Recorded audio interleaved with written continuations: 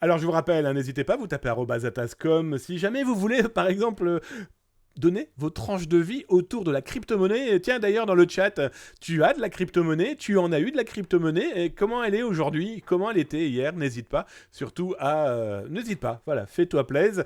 Explique-nous ça dans le chat, je me ferai un énorme plaisir eh bien, de rire. Ça sera pas gentil, mais de lire, ça plutôt, ça sera sympa. Allez, on continue dans les actualités. Donc, après avoir vu ces plaintes autour du NFT, d'ailleurs, si tu regardes n'hésite pas, tu retrouveras ça dans les rediffusions sur YouTube. Point d'exclamation YouTube si tu es sur Twitch. Là, maintenant, on va parler de quoi donc? Eh bien, on va parler de ce pirate informatique algérien qui vient d'être jugé et qui vient de se prendre 2 ans de prison ferme et 5000 euros d'amende. Alors là, on pourrait se dire, oui, bon, bah, t'es bien gentil, c'est pas grand-chose, voilà, il s'est pris 2 ans de prison, il s'est pris 5000 euros d'amende. Non, mais son histoire est malheureusement très intéressante. Je vous explique. D'abord, Jamel, c'est son prénom, 36 ans, donc c'est pas un petit jeune, hein, d'accord. Il est toujours d'ailleurs du côté de Tizi Ouzou, en Algérie. Très belle ville, en tout cas, c'est un très beau pays. Il a depuis 2016 les autorités françaises sur le dos parce qu'il a pris en otage, il a fait du ransomware avant même que ça soit devenu quelque chose de marketing et de très médiatique. Eh bien, il a pris une dizaine d'entreprises françaises en otage dans lesquelles il bloquait les fichiers, très clairement, et il demandait entre 300 et 1000 euros pour pouvoir rendre les documents volés, détournés, piratés. Et ce qui est intéressant, c'est que il pensait clairement lui être tranquille, ne pas être embêté par les autorités étrangères dans son pays, parce que justement, il s'est dit, moi je suis en Algérie, on ne viendra pas me chercher.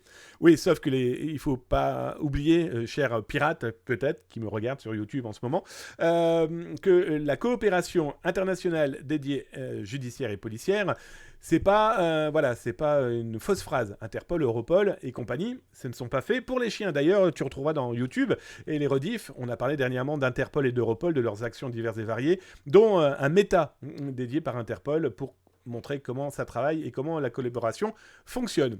Donc ce jeune homme, il était connu surtout pour utiliser Job Crypter, qui est un outil de prise d'otage. Jusqu'ici, bon, je vais être très honnête avec vous, rien de véritablement mirobolant.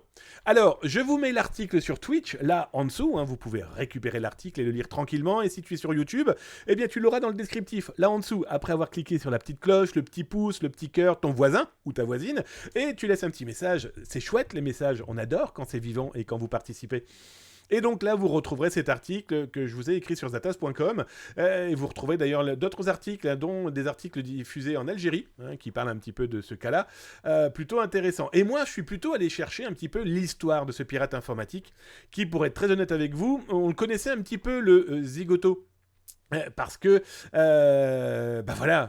c'est notre boulot de regarder un petit peu ce qui se fait, de qui agit, de qui fait quoi.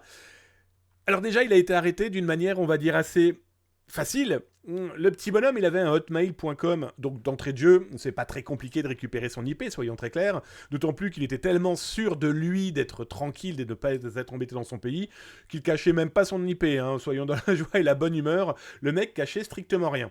Alors, je l'ai marqué dans l'article, un pirate informatique qui n'a strictement rien à voir avec Hamza Bedaljaj, qui est Bakeswan. On en reparlera prochainement de ce pirate informatique qui a été jugé en 2000. Il a été arrêté en 2013, si je ne me trompe pas. Et il a pris 15 ans en 2016.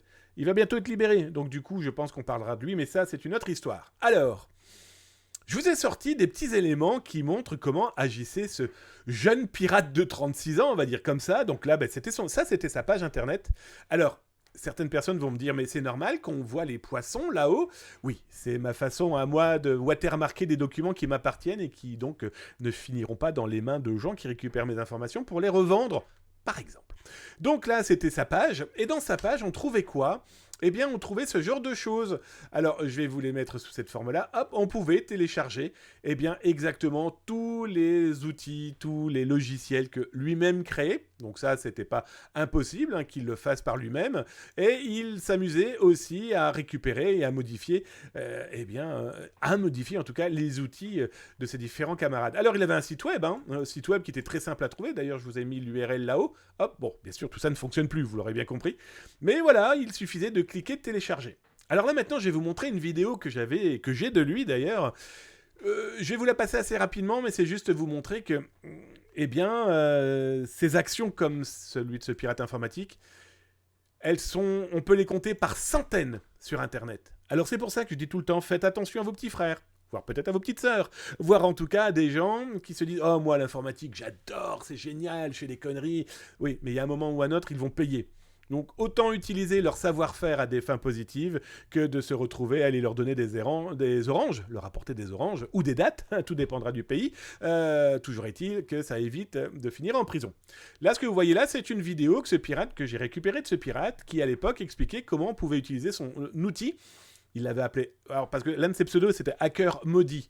Maudit, M-O-D-I, enfin, M-O-D-I pour lui, mais maudit, il voulait dire maudit, M-A-U-D-I-T. Ok, bon, ça. Et donc là, c'est son outil, il expliquait très clairement comment ça fonctionnait. Donc, bah voilà, hein, tout simplement. Donc, je vais vous l'avancer un petit peu.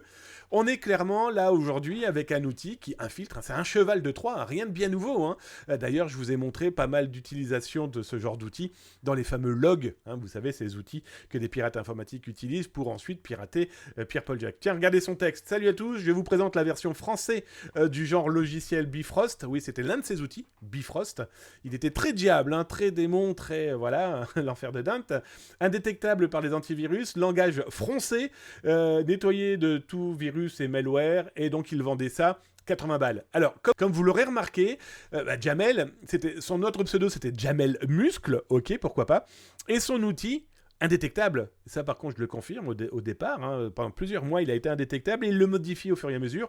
C'était vendu 80 balles. Voilà. Donc, c'est lui qui est l'instigateur de ce programme. Les autorités françaises ont dit « Stop, maintenant, garçon, tu vas arrêter ton bordel. » Et dans tous les cas, il était pourchassé depuis 2021. Il vient d'être jugé. 2 ans de prison, 5 000 € d'amende. Je suis pas sûr qu'il recommence. En tout cas, il faut espérer pour lui. Voilà, ça montre aussi, comme je le dis tout le temps, attention aussi aux jeunes qui voudraient participer à ce genre d'action. Oh, de télécharger ou d'utiliser ce type d'outil et se dire « Oh, c'est quand même rigolo d'infiltrer une entreprise. Je vais continuer à jouer. » Non, non, c'est pas du jeu. Tu finiras obligatoirement au mieux entre 4 murs.